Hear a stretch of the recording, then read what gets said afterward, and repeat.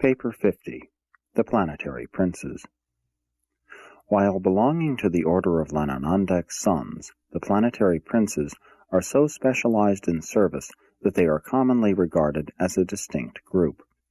After their Melchizedek certification as secondary Lananandeks, these local universe sons are assigned to the reserves of their order on the constellation headquarters.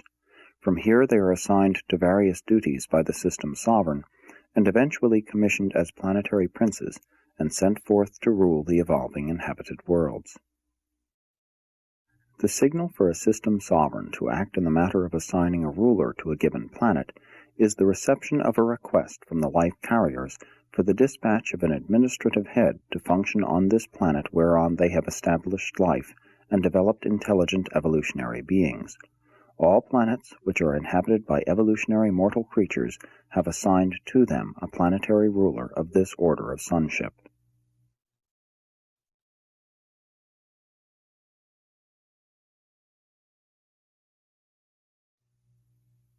(1) Mission of the Princes. The planetary prince and his assistant brethren represent the nearest personalized approach, aside from incarnation, that the eternal Son of Paradise can make to the lowly creatures of time and space. True, the Creator's Son touches the creatures of the realms through his spirit, but the planetary prince is the last of the orders of personal sons extending out from paradise to the children of men. The infinite spirit comes very near in the persons of the guardians of destiny and other angelic beings. The universal Father lives in man by the pre-personal presence of the mystery monitors, but the planetary prince represents the last effort of the eternal Son and his sons to draw near you.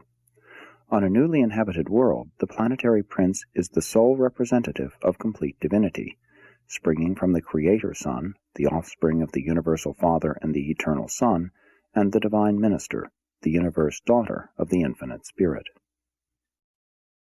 The prince of a newly inhabited world is surrounded by a loyal corps of helpers and assistants and by large numbers of the ministering spirits.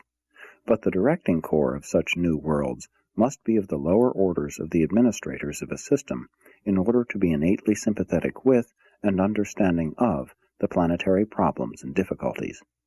And all of this effort to provide sympathetic rulership for the evolutionary worlds entails the increased liability that these near-human personalities may be led astray by the exaltation of their own minds over and above the will of the supreme rulers. Being quite alone as representatives of divinity on the individual planets, these sons are tested severely, and Nebadon has suffered the misfortune of several rebellions.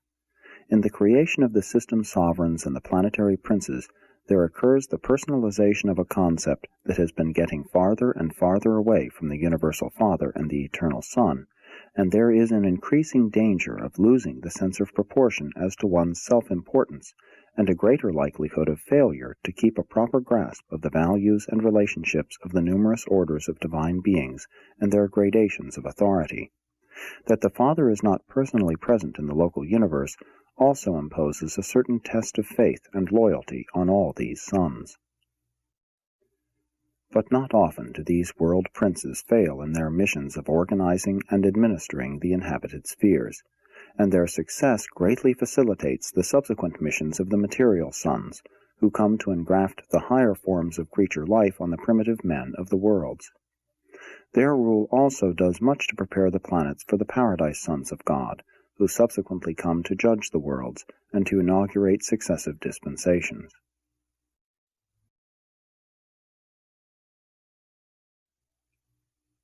2. Planetary Administration. All planetary princes are under the universe administrative jurisdiction of Gabriel, the chief executive of Michael, while in immediate authority they are subject to the executive mandates of the system sovereigns. The planetary princes may at any time seek the counsel of the Melchizedeks, their former instructors and sponsors, but they are not arbitrarily required to ask for such assistance, and if such aid is not voluntarily requested, the Melchizedeks do not interfere with the planetary administration. These world rulers may also avail themselves of the advice of the 24 counselors, assembled from the bestowal worlds of the system. In Satania these counselors are at present all natives of Urantia. And there is an analogous council of 70 at the constellation headquarters, also selected from the evolutionary beings of the realms. The rule of the evolutionary planets in their early and unsettled careers is largely autocratic. The planetary princes organize their specialized groups of assistants from among their corps of planetary aides. They usually surround themselves with a Supreme Council of 12, but this is variously chosen and diversely constituted on the different worlds. A planetary prince may also have as assistants one or more of the third order of his own group of sonship, and sometimes, on certain worlds, one of his own order, a secondary Lananandek associate. The entire staff of a world ruler consists of personalities of the infinite spirit and certain types of higher evolved beings and ascending mortals from other worlds. Such a staff averages about 1,000, and as the planet progresses, this corps of helpers may be increased up to 100,000 or more. At any time need is felt for more helpers, the planetary princes have only to make request of their brothers, the system sovereigns, and the petition is granted forthwith. Planets vary greatly in nature and organization and in administration, but all provide for tribunals of justice. The judicial system of the local universe has its beginnings in the tribunals of a planetary prince, which are presided over by a member of his personal staff. The decrees of such courts reflect a highly fatherly and discretionary attitude. All problems involving more than the regulation of the planetary inhabitants are subject to appeal to the higher tribunals, but the affairs of his world domain are largely adjusted in accordance with the personal discretion of the prince. The roving commissions of conciliators serve and supplement the planetary tribunals, and both spirit and physical controllers are subject to the findings of these conciliators. But no arbitrary execution is ever carried out without the consent of the Constellation Father, for the Most High's rule in the kingdoms of men. The controllers and transformers of planetary assignment are also able to collaborate with angels and other orders of celestial beings in rendering these latter personalities visible to mortal creatures. On special occasions, the seraphic helpers and even the Melchizedeks can and do make themselves visible to the inhabitants of the evolutionary worlds. The principal reason for bringing mortal ascenders from the system capital as a part of the staff of the planetary prince is to facilitate communication with the inhabitants of the realm.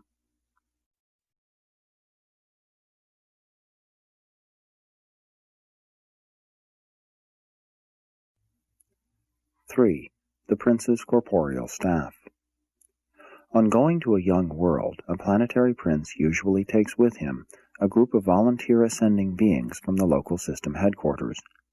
These ascenders accompany the prince as advisors and helpers in the work of early race improvement.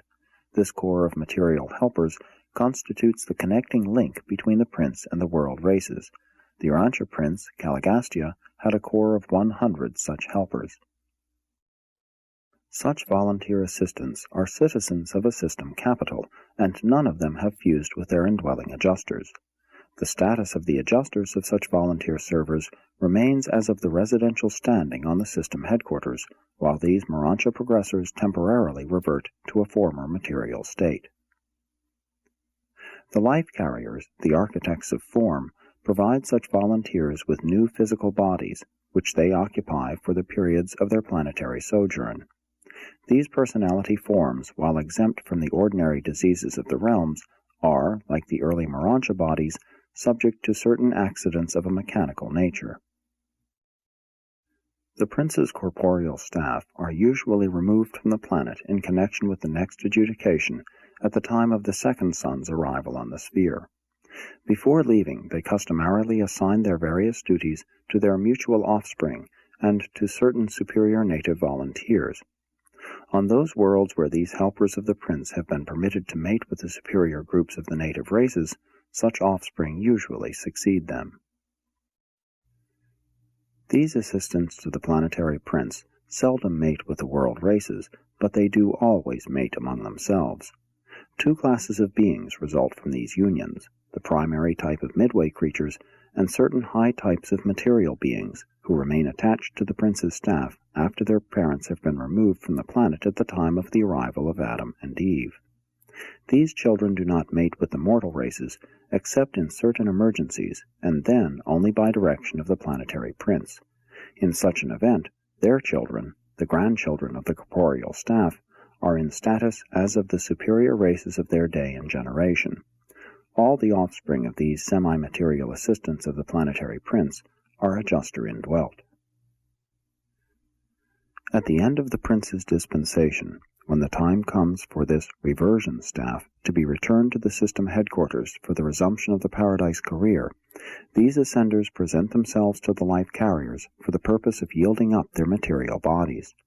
They enter the transition slumber and awaken delivered from their mortal investment and clothed with Morancha forms, ready for seraphic transportation back to the system capital, where their detached adjusters await them. They are a whole dispensation behind their Jerusalem class, but they have gained a unique and extraordinary experience, a rare chapter in the career of an ascending mortal.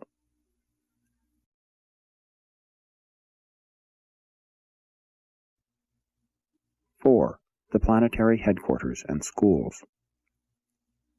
The prince's corporeal staff early organized the planetary schools of training and culture, wherein the cream of the evolutionary races are instructed and then sent forth to teach these better ways to their people.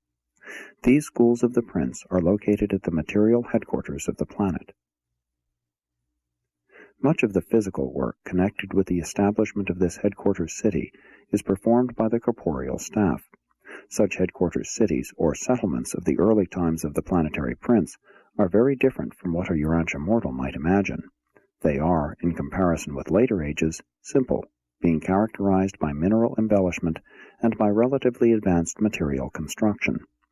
And all of this stands in contrast with the Adamic regime, centering around a garden headquarters, from which their work in behalf of the races is prosecuted during the second dispensation of the universe suns. In the headquarters settlement on your world, every human habitation was provided with abundance of land. Although the remote tribes continued in hunting and food foraging, the students and teachers in the prince's schools were all agriculturists and horticulturists. The time was about equally divided between the following pursuits. 1. Physical labor, cultivation of the soil, associated with home building and embellishment. 2. Social activities, play performances, and cultural social groupings. 3. Educational application, individual instruction in connection with family group teaching, supplemented by specialized class training. 4. Vocational training, schools of marriage and homemaking, the schools of art and craft training, and the classes for the training of teachers, secular, cultural, and religious. 5.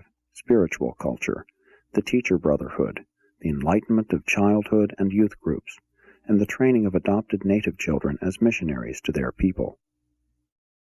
A planetary prince is not visible to mortal beings. It is a test of faith to believe the representations of the semi-material beings of his staff. But these schools of culture and training are well adapted to the needs of each planet, and there soon develops a keen and laudatory rivalry among the races of men in their efforts to gain entrance to these various institutions of learning. From such a world center of culture and achievement, there gradually radiates to all peoples an uplifting and civilizing influence which slowly and certainly transforms the evolutionary races. Meantime, the educated and spiritualized children of the surrounding peoples who have been adopted and trained in the prince's schools are returning to their native groups and, to the best of their ability, are there establishing new and potent centers of learning and culture which they carry on according to the plan of the prince's schools. On Urantia, these plans for planetary progress and cultural advancement were well underway, proceeding most satisfactorily, when the whole enterprise was brought to a rather sudden and most inglorious end by Caligastia's adherence to the Lucifer Rebellion. It was one of the most profoundly shocking episodes of this rebellion for me to learn of the callous perfidy of one of my own order of sonship, Caligastia, who, in deliberation and with malice aforethought, systematically perverted the instruction and poisoned the teaching provided in all the Urantia planetary schools in operation at that time. The wreck of these schools was speedy and complete. Many of the offspring of the ascenders of the prince's materialized staff remained loyal, deserting the ranks of Caligastia. These loyalists were encouraged by the Melchizedek receivers of Urantia, and in later times their descendants did much to uphold the planetary concepts of truth and righteousness. The work of these loyal evangels helped to prevent the total obliteration of spiritual truth on Urantia. These courageous souls and their descendants kept alive some knowledge of the Father's rule and preserved for the world races the concept of the successive planetary dispensations of the various orders of divine sons.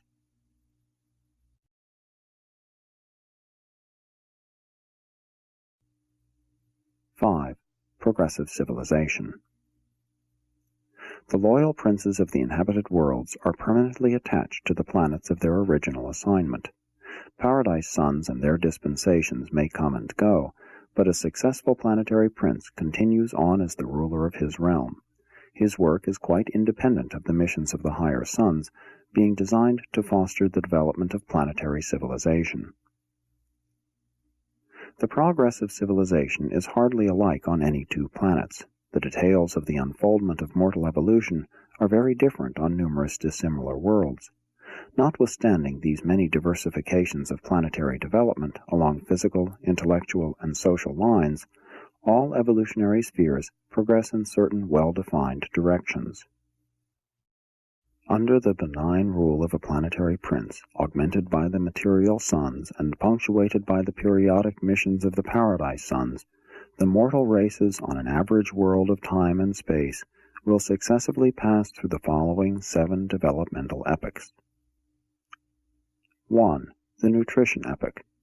The pre-human creatures and the dawn races of primitive man are chiefly concerned with food problems.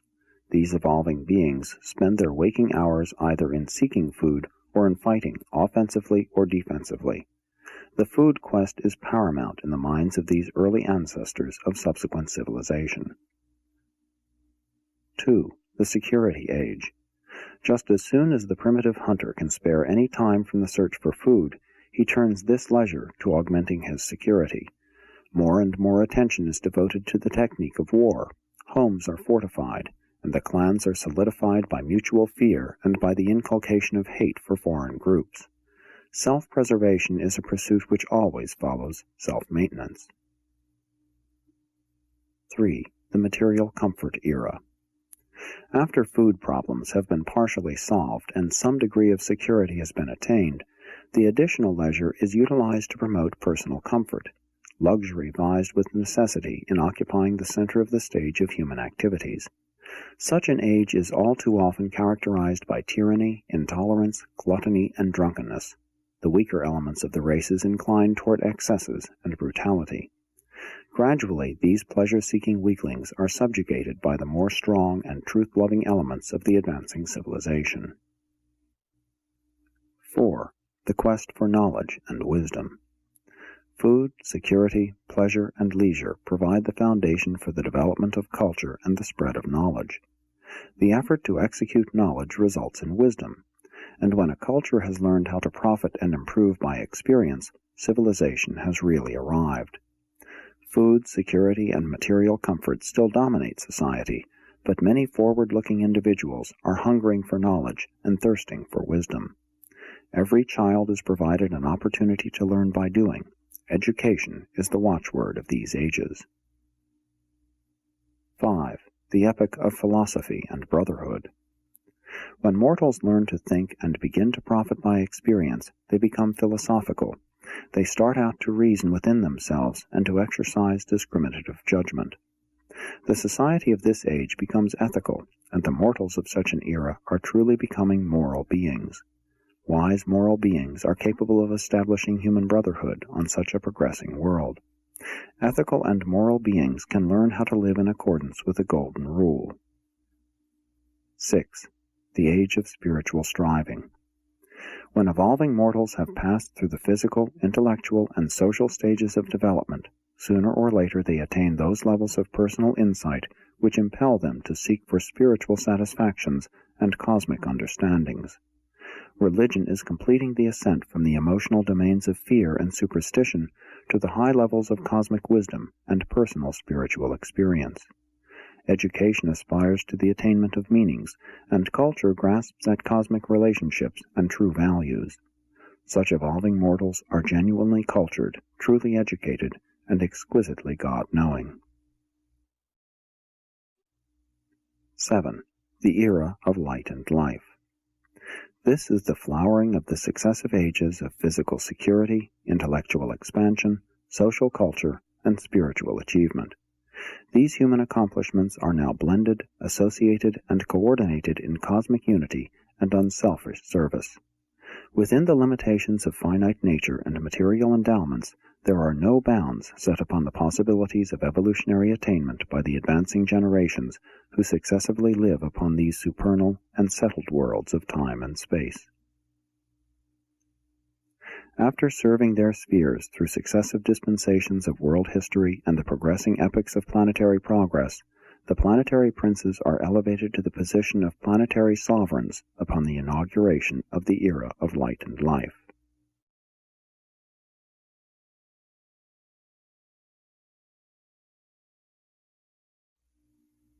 (6) Planetary Culture. The isolation of Urantia renders it impossible to undertake the presentation of many details of the life and environment of your Satania neighbors. In these presentations, we are limited by the planetary quarantine and by the system isolation. We must be guided by these restrictions in all our efforts to enlighten Urantia mortals, but insofar as is permissible, you have been instructed in the progress of an average evolutionary world, and you are able to compare such a world's career with the present state of Urantia.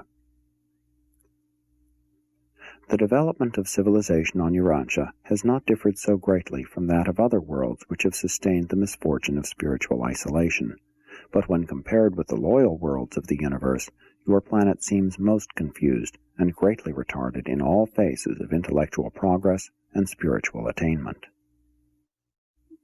Because of your planetary misfortunes, Urantians are prevented from understanding very much about the culture of normal worlds, but you should not envisage the evolutionary worlds, even the most ideal, as spheres whereon life is a flowery bed of ease. The initial life of the mortal races is always attended by struggle. Effort and decision are an essential part of the acquirement of survival values. Culture presupposes quality of mind. Culture cannot be enhanced unless mind is elevated. Superior intellect will seek a noble culture and find some way to attain such a goal. Inferior minds will spurn the highest culture even when presented to them ready-made. Much depends also upon the successive missions of the divine sons and upon the extent to which enlightenment is received by the ages of their respective dispensations. You should not forget that for 200,000 years all the worlds of Satania have rested under the spiritual ban of Norlatiadek in consequence of the Lucifer rebellion, and it will require age upon age to retrieve the resultant handicaps of sin and secession. Your world still continues to pursue an irregular and checkered career as a result of the double tragedy of a rebellious planetary prince and a defaulting material son. Even the bestowal of Christ Michael on Urantia did not immediately set aside the temporal consequences of these serious blunders in the earlier administration of the world.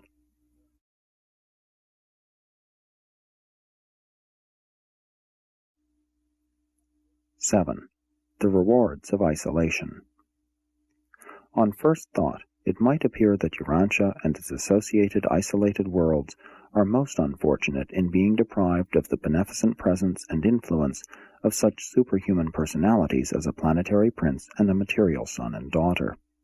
But isolation of these spheres affords their races a unique opportunity for the exercise of faith and for the development of a peculiar quality of confidence in cosmic reliability which is not dependent on sight or any other material consideration.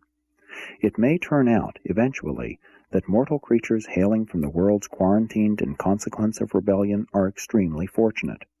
We have discovered that such ascenders are very early entrusted with numerous special assignments to cosmic undertakings where unquestioned faith and sublime confidence are essential to achievement. On Jerusalem, the ascenders from these isolated worlds occupy a residential sector by themselves and are known as the Agandanters, meaning evolutionary will creatures who can believe without seeing, persevere when isolated, and triumph over insuperable difficulties even when alone. This functional grouping of the Agandaunters persists throughout the ascension of the local universe and the traversal of the superuniverse. It disappears during the sojourn in Havona, but promptly reappears upon the attainment of paradise, and definitely persists in the core of the mortal finality. Tabamantia is an Agandaunter of finaliter status, having survived from one of the quarantine spheres involved in the first rebellion ever to take place in the universes of time and space. All through the paradise career, reward follows effort as the result of causes. Such rewards set off the individual from the average, provide a differential of creature experience, and contribute to the versatility of ultimate performances in the collective body of the finaliters. Presented by a secondary Lanonandek son of the Reserve Corps.